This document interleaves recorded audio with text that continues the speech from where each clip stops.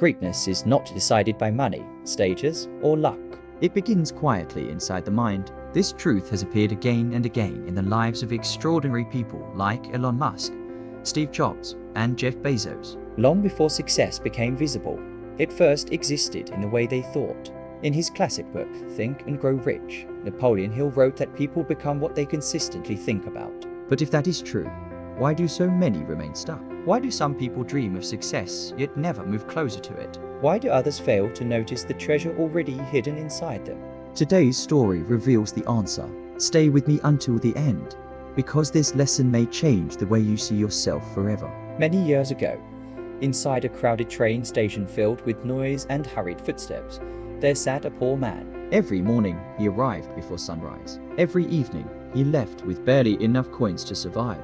He stretched out his hand to strangers, asking for mercy from travelers rushing to catch their trains. Some ignored him, Some pitied him, some tossed him a coin without looking. and so the days repeated themselves. Then one afternoon, everything changed. A sharply dressed gentleman walked onto the platform. His shoes shined, his posture was firm, his face carried confidence. The poor man thought, this man must be wealthy. If anyone can help me, it is him.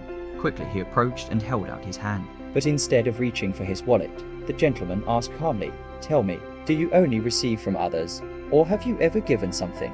The poor man blinked in confusion. No, sir, he said. I own nothing. I survive by begging. I have nothing to offer. The gentleman nodded. If you believe you have nothing to give, he replied, then why should you expect much in return? The poor man stood speechless. The gentleman continued, I am a businessman. I believe in exchange. When value is offered, value returns. If you bring nothing, you receive little. Then he stepped onto the train and disappeared. The poor man remained frozen. No one had ever spoken to him like that before.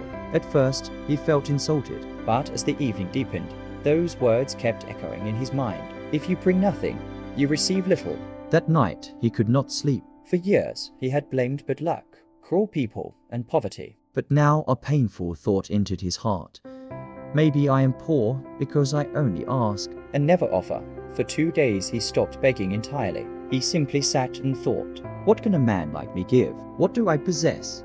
On the third morning, while sitting near the tracks, he noticed a patch of wild flowers dancing in the breeze. He stared at them for a long moment. Then an idea struck him like lightning. He gathered a handful carefully and returned to his corner. When the first traveler dropped a coin into his hand, the man smiled and offered a flower in return. The traveler looked surprised, then smiled back. Soon another person gave him money. Again, he handed over a flower. By midday, something unusual happened. People began approaching him willingly. Some gave coins just to receive a flower. For the first time, he was not being pitied. He was being appreciated. Day after day, he repeated this small exchange, and he noticed something important. When he had flowers, coins came easily. When the flowers were gone, the generosity faded. Suddenly, the lesson became clear.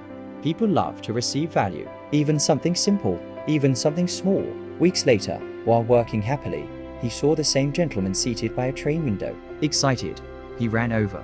Sir, he called. Today I have something for you. If you give me money, I will give you flowers. The gentleman smiled, handed him a few notes, and accepted the bouquet. Then he said, excellent. You have understood the law of exchange. He paused, then added, you are no longer a beggar. You are now a businessman. The train doors closed. And once again, the man was left standing with powerful words ringing in his ears. No longer a beggar, a businessman. At first, he laughed, but the more he thought about it, the more truth he found. People were no longer giving him charity.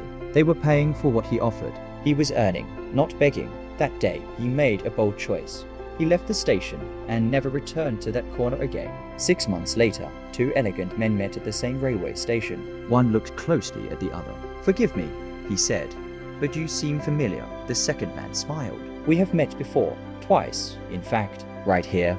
The first man searched his memory. Then his eyes widened. Wait, you were the beggar. The man laughed warmly. I was. But not anymore. He gestured proudly towards several crates beside him, overflowing with fresh flowers. I now own a growing flower company. Today, I travel to open business in another city.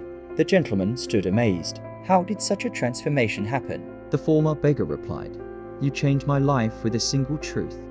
We receive only after we give. He smiled deeply. I was never truly poor. I was simply thinking like a poor man. The two men shook hands not as stranger and beggar, but as equals. Then each boarded his train, moving toward a future shaped by thought. Never forget this. The world often treats you the way you first see yourself. If you think small, you act small. If you believe you are powerless, you remain stuck.